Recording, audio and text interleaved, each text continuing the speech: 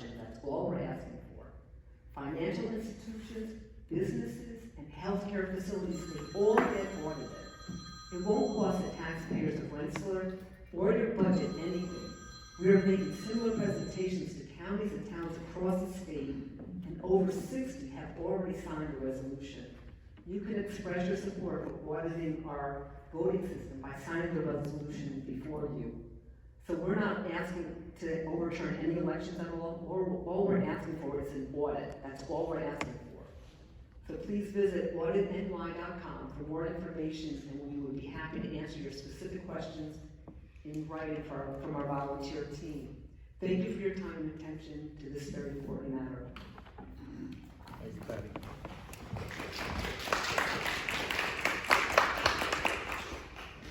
Alexandra Bontempo.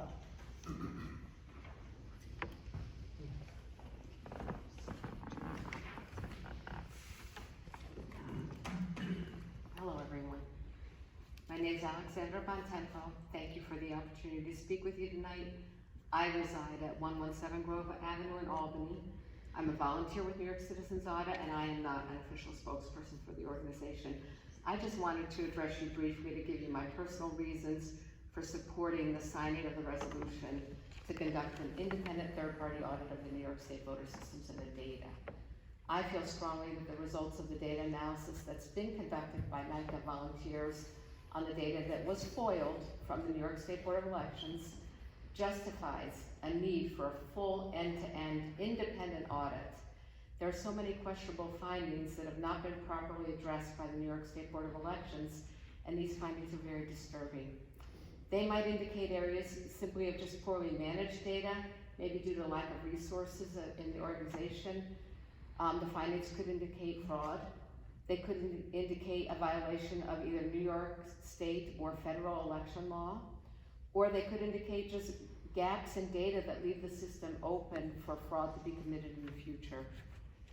And just quickly regarding the peer-reviewed article that was published in the Journal of Information Warfare, written by Andrew Paquette, it is not easy to be published in a peer-reviewed journal. The research and analysis is fully vetted by peers and experts in the field for integrity and sound analysis procedures prior to publishing. If you hear back from them, they won't publish if they don't find your research sound. I know because I've dealt with that in my career. Really, the only way to fully know what's happening with the New York State voter data is to conduct a full and independent audit. And if the results of the audit show that even just one of the areas of concern mentioned here and that you have in your packets that was uncovered by New York Citizens Audit was valid, and the independent auditors presented ways to remedy the problems found, the audit will have been well worth it to restore our election systems. I personally worked for New York State on large databases that were audited, and there were directives given to us to enhance and improve our processes and systems to ensure data integrity going forward. This is always only a good thing for everybody. In our presentations to some town boards, we heard arguments that there are no issues with their town's data, so they don't want to support the resolution for the independent audit. Well, we won't know that until a full independent audit is conducted. Plus, even if some of the towns or cities turn out to be free from any issues in their data, an audit might show that other regions of New York might have problems with their voter data. And I think it's important for the city of Rensselaer to be certain that fraudulent votes cast from other regions of the state are not diluting or negating any votes cast from Rensselaer. We also need to keep in mind that the elections impact all levels of government, not just city, town, and county officials. So how votes are counted in other areas of New York impacts all of us.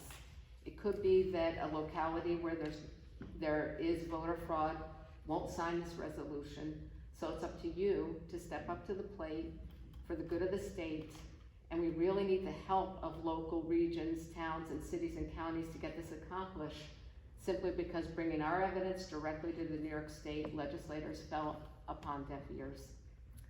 We've become a very divided citizenry. It seems for the past few years, if a Democrat wins an election, Republicans think it's voter fraud. If a Republican wins, Democrats think it's voter fraud. And there truly is a lack of faith in our election system. It's in the news every day. I think an independent audit of the voter rolls will go far to heal the people of the state and the country. And we're only looking to allay fears of voter fraud on either side of the aisle so voters can feel confident in the results of future elections. We're not trying to overturn results of any past election. Personally, I'm a registered Democrat with good friends and family members on both sides of the aisle, and I see the division among my circle of friends and family. And sadly, this divisiveness really started to build and strengthen after a 2016 election. So I really think we need an independent audit to begin to heal the nation. And I also want to stress that if the city is uncomfortable with the language in the resolution, we're very open to changes to be made to that before signing. Again, thank you so much for allowing me to speak. Thank you very much.